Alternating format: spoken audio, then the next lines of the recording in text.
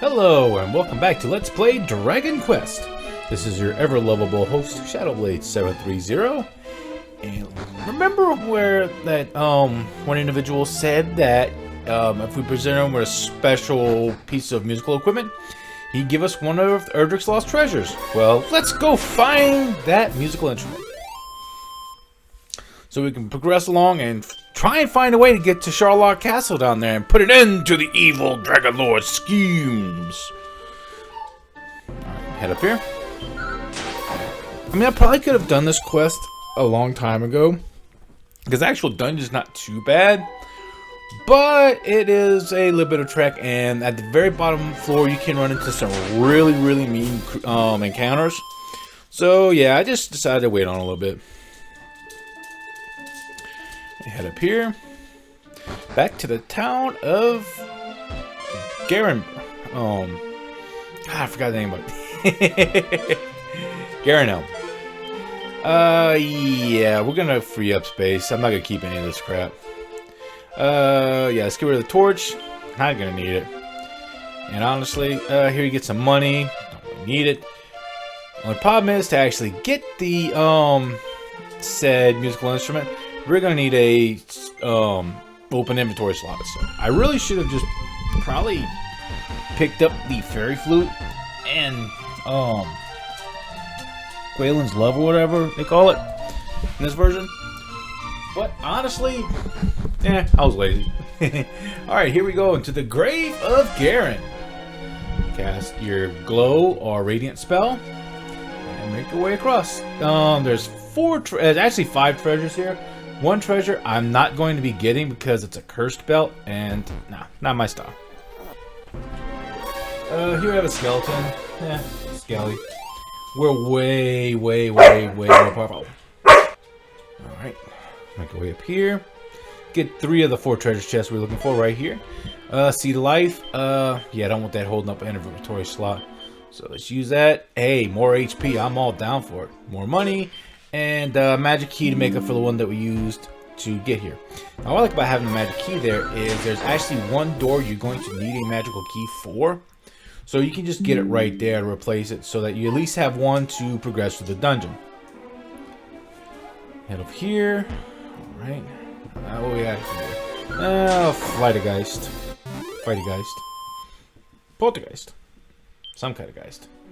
The German word for ghost. Open this door.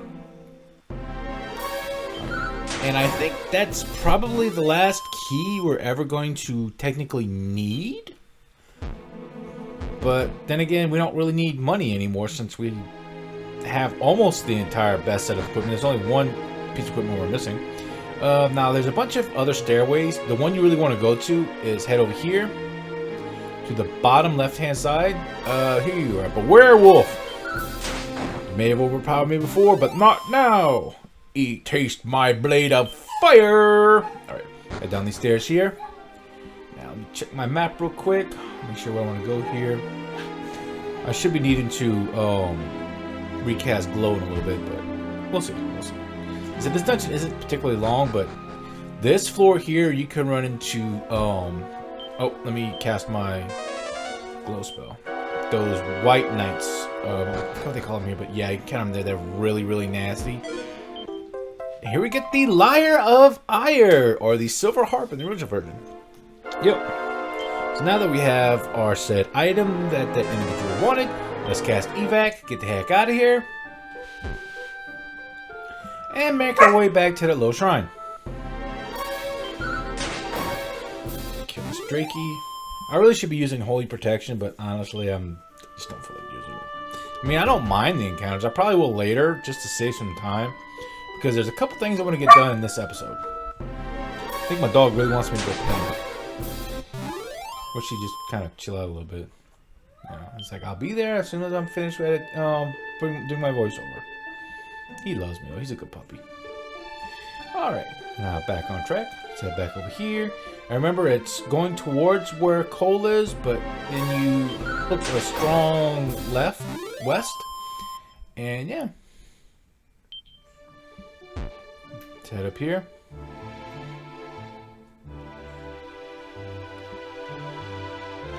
Okay, and Another sheep slime. I don't really worry about that. Alright. Yeah, because we're going to need a lot of experience to hit level 17. Remember, level 17 is kind of a sweet spot where you should be able to take down Dragon Lord, but I'm probably going to grind it to like level 13, level 20 or so. But now that we have the Lyre of Ire, you can actually use it as an item. Let's see what happens if we actually play and pluck the strings of the legendary Lyre of Ire. Some sweet, sweet music. And... yep. Every time you use the Lyre of Ire, it gets you into a random encounter. So, I mean, if you wanted to use it to kind of grind up, it's not a bad idea. I mean, you don't have to go anywhere. Just keep playing it. Go over, playing it, go over. But you probably have the same rate of encountering monsters if you just kind of wander around, so. But now that we turn it in, we get the Staff of Rain to go with the Stones of Sunlight. But there's still one more treasure. How the heck we're supposed to get that? Now, little spoiler warning. The actual individual that will give you that third item you need to actually cross over and get to Charlotte Castle, he needs a little bit of proof that you are who you say you are. So let's go find that proof of who we are and our ancestry. Refill our MP. I do want to save real quick because I just really don't, in case something does happen and the game does kind of act kind of quirky, I want to make sure I don't have to go through Garin's grave again. Because that was actually a pretty good run. Like I said, there is a cursed belt there, but I'm not going to worry about it because, I mean, it takes an inventory slot. I'll have to drop it. I had to drop it anyway to get the Lyre of Ire, so... and then it's cursed. It's not like it's going to do anything for me. But before I leave, I will be dropping off a lot of stuff. Hopefully I remember to. Okay, head over here. Alright, now we want to go to Cantlin. Around Cantlin Town, but wait up. I'm forgetting something. Gosh, I'm dumb. Alright, let's go back to Breckenary, head back to the bank, and see if we can deposit some items. Probably going to deposit all my medical herbs. Won't need them anymore. The Staff of Rain, and I'll probably deposit the Fairy Flute because honestly, don't really need it. Yep. Let's see. Let's deposit all my medical herbs because with the armor of Erdrick doing what it does, and I'm not gonna have to worry about healing with medical herbs anytime soon.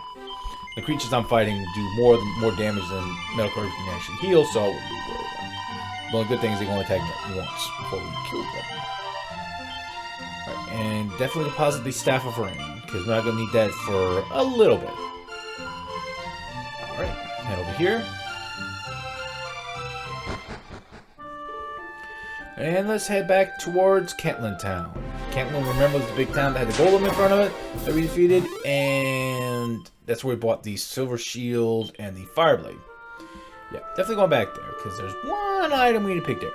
Now, remember, while we're in Cantlin, there was that one room that was surrounded by barriers with the priest in the middle.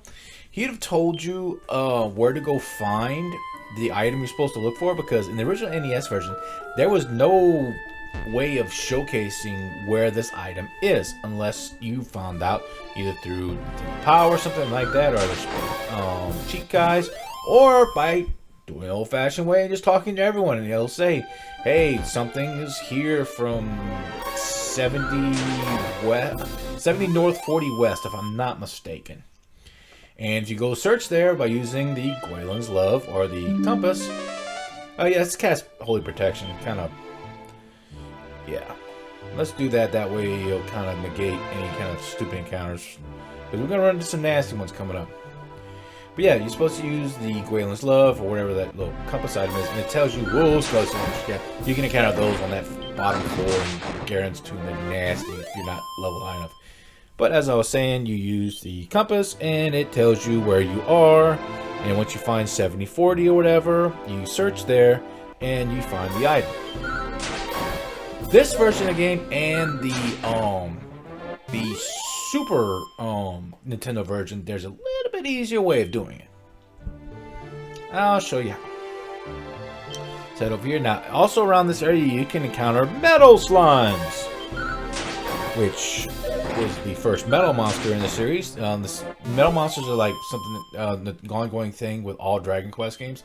Metal monsters have an insane defense and tend to run away, but if you can kill one, you can get an insane amount of XP. Only problem is in this game, and they have such a high defense, you're probably going to be doing 1 damage. If you crit them, you'll probably kill them. But there's no way in this game to actually up that, so I wouldn't really worry about it.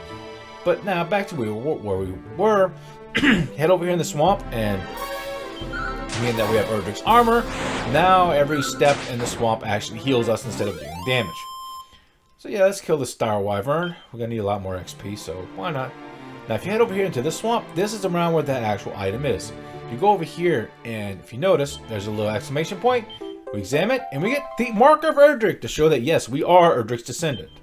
Now, as I said, with the NES version, what you want to do is go over here, use the Princess's Pledge, tell you how much experience you need, and then, yep, 70 north, 40 west, and yeah, you search here, and you'll find the mark of Erdrick. But since we found what we need, let's warp back to Tangel so we can save up and get ready for our next adventure. But now that we have proof of our heritage, can we find the 3rd item that we need to finally break our way into Sherlock Castle and defeat the evil, dreaded Dragon Lord? Find out next time on Let's Play Dragon Quest. This is your ever-lovable host, Shadowblade730. If you like my content, please like, share, subscribe, maybe throw in a comment or two. And I will see you all next adventure.